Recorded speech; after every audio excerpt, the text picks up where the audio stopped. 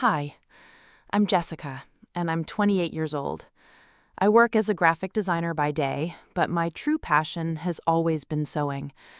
I learned from my grandmother when I was just 12 years old, and over the years, I've created everything from simple alterations to elaborate evening gowns. What I'm about to tell you is the story of how my greatest act of friendship became my most painful betrayal. You know what they say about good deeds never going unpunished? Well, I learned that lesson the hard way when I spent 3 months of my life hand-stitching what I thought would be the perfect wedding dress for my best friend Sarah. 3 months of pricked fingers, late nights, and pure love poured into every single stitch. And how did she repay me? By telling every guest at her wedding that it was just something I found online? Let me tell you the whole story, because this will make you question everything you think you know about friendship, gratitude, and the price of being too generous with your heart. It all started 6 months before Sarah's wedding.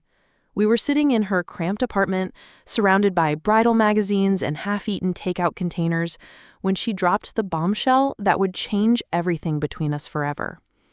"I can't afford the dress," she said, her voice barely above a whisper. "The one I've been dreaming about since we were kids. It's $8,000, and after the venue, the flowers, the photographer..."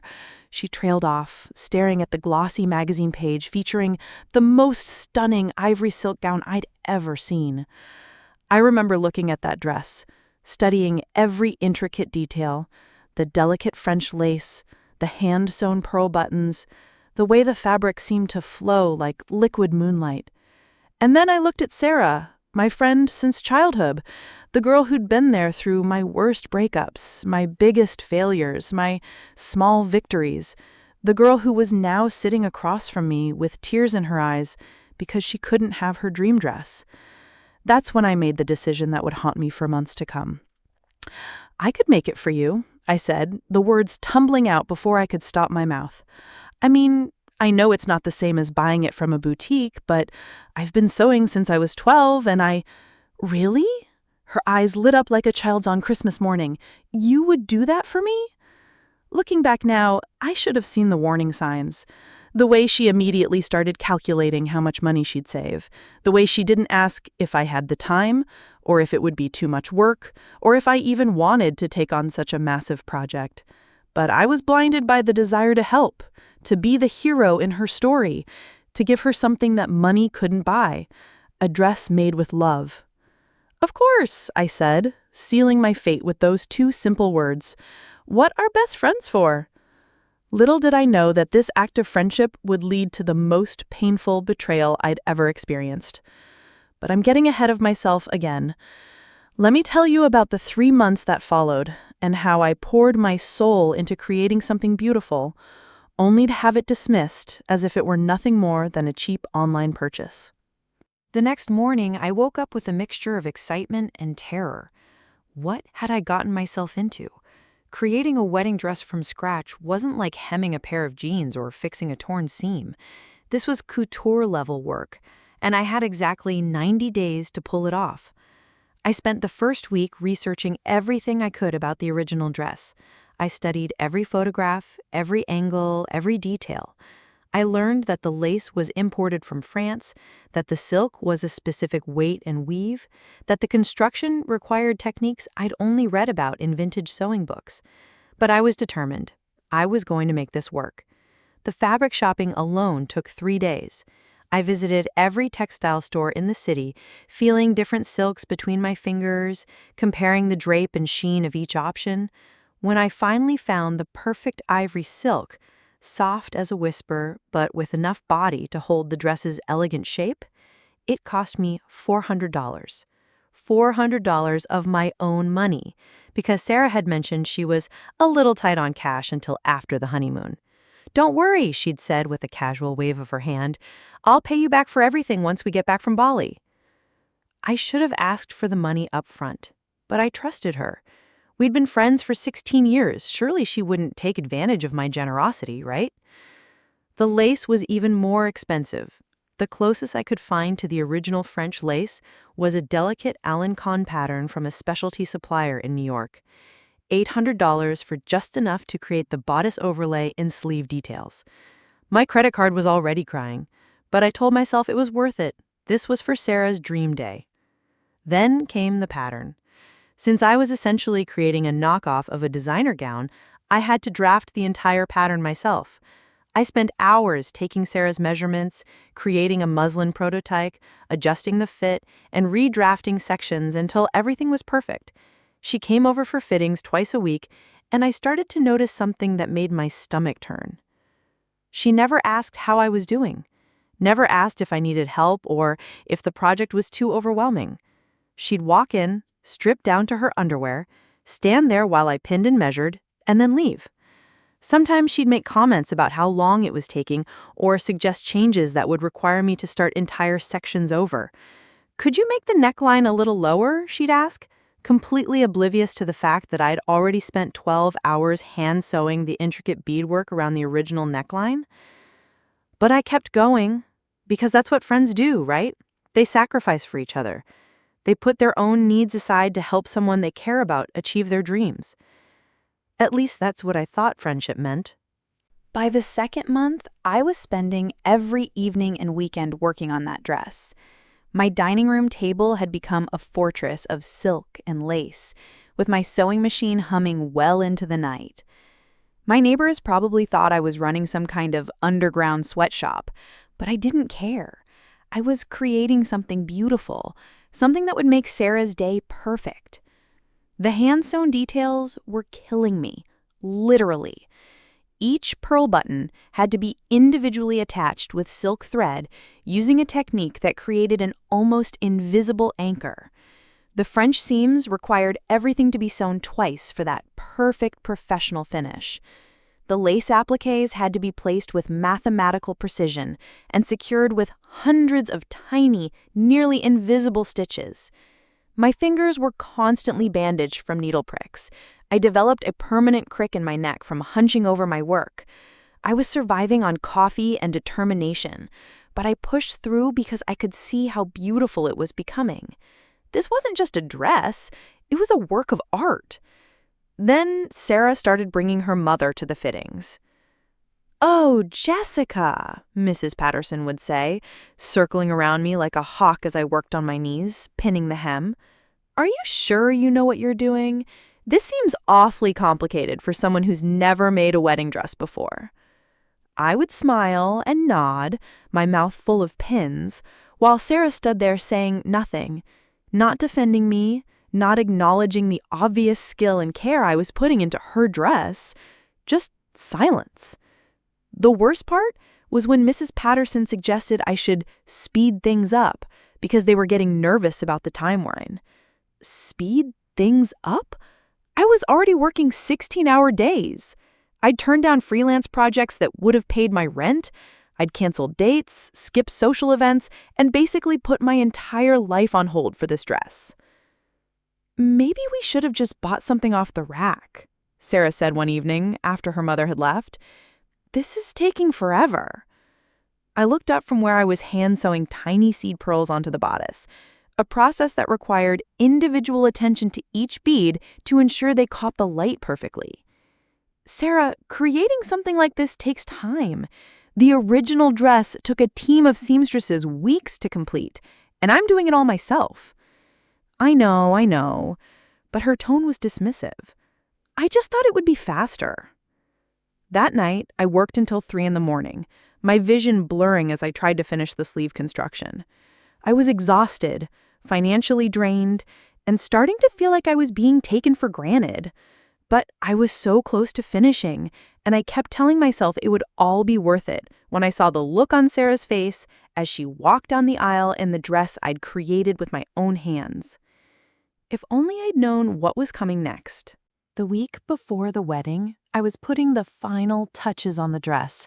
Every single detail had been perfected. The delicate button loops, the invisible zipper that took me 3 attempts to get right, the way the skirt fell in perfect flowing waves. I'd even created a matching silk-covered belt that cinched the waist at exactly the right point to create that dreamy silhouette. I was proud of what I'd created. No, I was more than proud. I was in awe. This wasn't just a dress. It was a masterpiece. The craftsmanship was better than anything I'd ever seen in a bridal boutique. Every stitch was perfect. Every seam was precise. Every detail was executed with the kind of care that only comes from love. When Sarah came for the final fitting, I was practically vibrating with excitement. This was it, the moment when she'd see the finished product and realize what I'd given her. I'd spent 3 months of my life, over $1,000 of my own money, and countless hours of my time creating something that would make her feel like a princess on her wedding day. "It's finished," I said, barely able to contain my smile as I held up the dress. She looked at it for a long moment, and I waited for the tears, the gasps of amazement, the overwhelming gratitude. Instead, she just said, "It looks nice. Can I try it on?" Nice. 3 months of my life, and it looked nice. But I pushed down my disappointment and helped her into the dress. As I fastened each tiny button up the back, I watched her reflection in the mirror. She looked absolutely stunning. The dress fit her like it had been made for her body, which, of course, it had been. The color brought out the warmth in her skin, the silhouette highlighted her best features, and the intricate details caught the light in a way that made her look like she was glowing. "What do you think?" I asked, stepping back to admire my work. She turned from side to side, studying her reflection. "It's fine.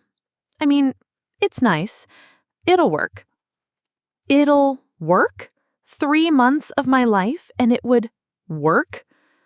I felt something crack inside my chest, but I forced myself to smile. "I'm so glad you like it. You look absolutely beautiful." She nodded, already distracted by something on her phone. "Thanks. So, what time should I pick it up tomorrow?" "I can bring it to you. I want to make sure it's perfect for your big day." "Sure, whatever. Just don't be late. The photographer is coming at 10. As I watched her leave with barely a thank you, I couldn't shake the feeling that something was very wrong. This wasn't the reaction I'd expected from someone who'd just been given a handmade masterpiece. But I pushed those thoughts aside. Tomorrow was her wedding day, and I was determined to make it perfect.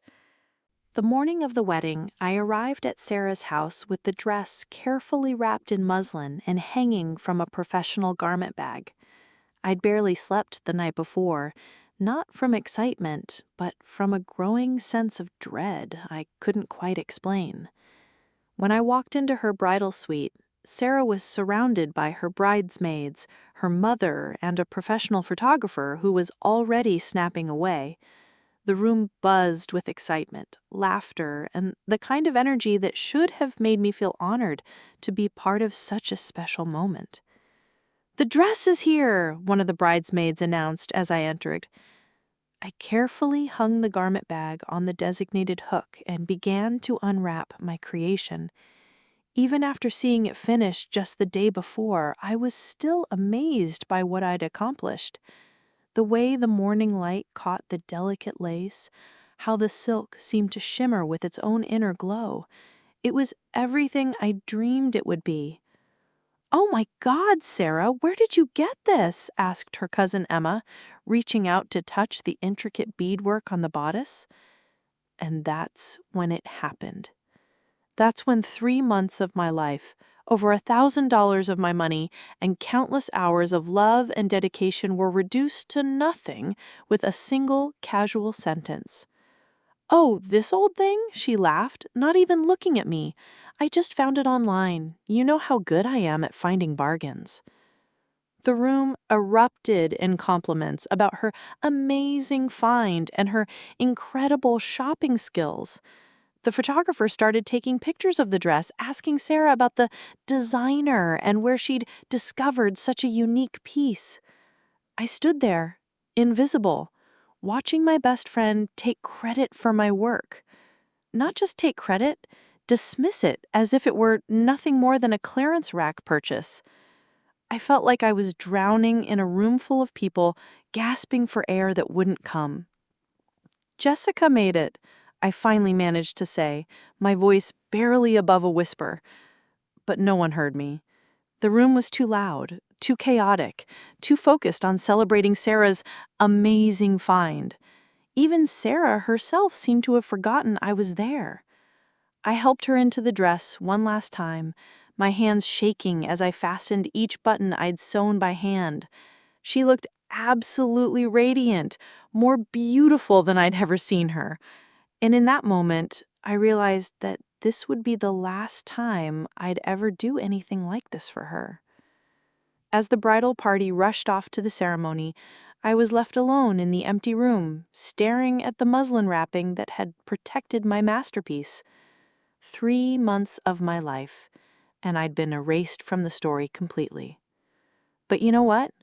That wasn't even the worst part. The worst part came during the reception. At the reception, I watched from my assigned table as guest after guest approached Sarah to compliment her dress. Each time she repeated the same lie with increasing confidence. "Oh, I'm so good at finding hidden gems online," she'd say with a laugh. "You just have to know where to look." I heard her tell her new mother-in-law that she'd gotten it for practically nothing from some obscure website. I watched her pose for photos, spinning to show off the way the skirt moved while the photographer captured every detail I'd spent hours perfecting. Then came the moment that broke me completely.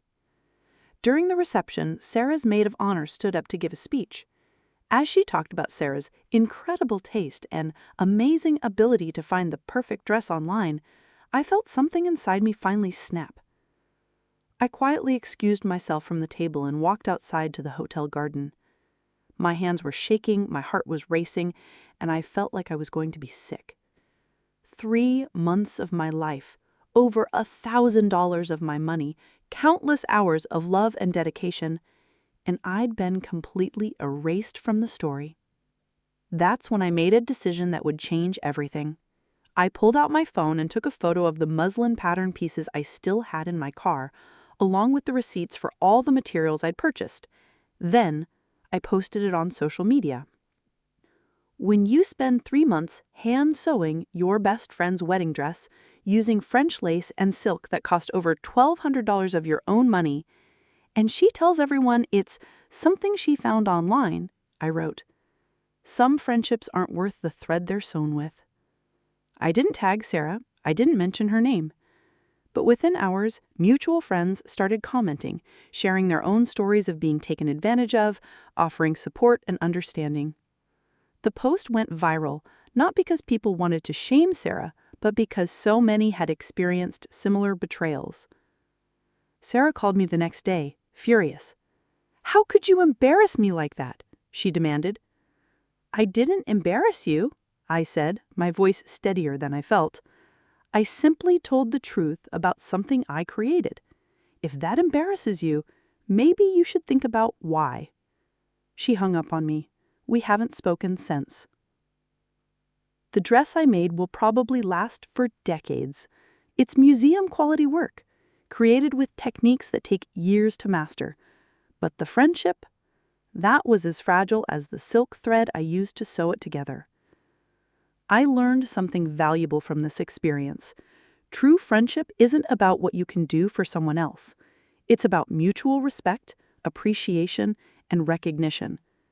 When someone takes credit for your work, dismisses your efforts, or treats your generosity as if it's worthless, they're showing you exactly how much they value your relationship. And sometimes the most loving thing you can do is to stop giving pieces of yourself to people who don't appreciate them. Do you enjoy stories with emotion and twists? Then like, subscribe, and activate the bell. Here, every word touches you.